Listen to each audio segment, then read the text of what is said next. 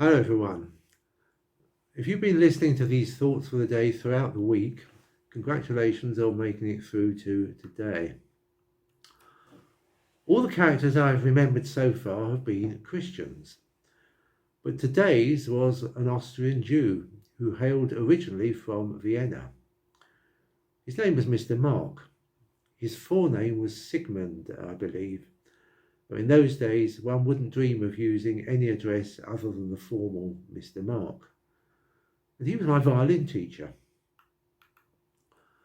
Mr. Mark didn't speak much about his past life, though he did tell me that his father had been a very senior member of the Austrian judiciary, the equivalent, I gathered, of a High Court judge.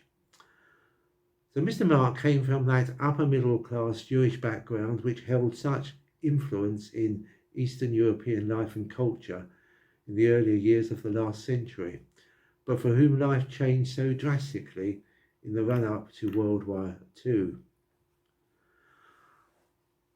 Mr. Mark's father had insisted that alongside his musical studies, his son obtained a degree in law as a backup, but he did succeed as a fine violinist, and he became a member of the world-renowned Vienna Philharmonic Orchestra, until making his way to England sometime towards the late 1930s and serving with the British forces during the Second World War, where he was involved in the concert parties entertaining troops in the various theatres of war.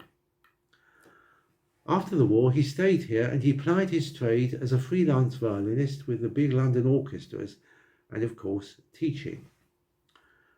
He was a friendly and a kindly teacher, an encourager rather than a hard taskmaster.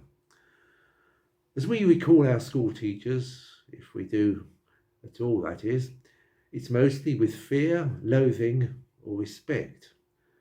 But Mr. Mark was the only one I remember with both respect and also affection. Because in addition to teaching me the mechanics of violin playing, he instilled in me a love of the classics, and he gave me an interest and hobby which continued with me ever since, lifelong learning.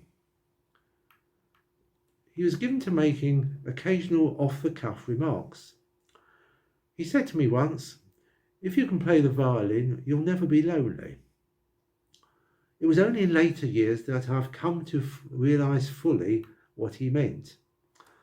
All music is a wonderful way of meeting people and enjoying and sharing friendship, and it's a lifelong experience. Acknowledging Mr. Mark's Jewish heritage, I've chosen as my final text some verses from the apocryphal book of Ecclesiasticus, written by another Jewish teacher, but this time in Jerusalem around 200 BC, a man by the name of Jesus ben Sirach. He was a man wedded to his ancestral religious traditions, but he also had something of a cosmopolitan outlook. Towards the end of his book, there's a famous chapter which praises the virtues of notable Jewish characters of the past. It's often used even today in memorial services for the great and the good. It begins, "Let us now praise famous men and our fathers that begat us." But the author finally turns to remember some there be which have no memorial, who are perished and gone as though they had never been. But then he adds, "Their righteous deeds have not been forgotten, and their name lives on generation after generation." And I think this causes us to ask ourselves, doesn't it, what will our legacy look like? I don't mean, of course, the size of our estate on the probate return or our inheritance tax bill, but what will be the influence that we leave behind us?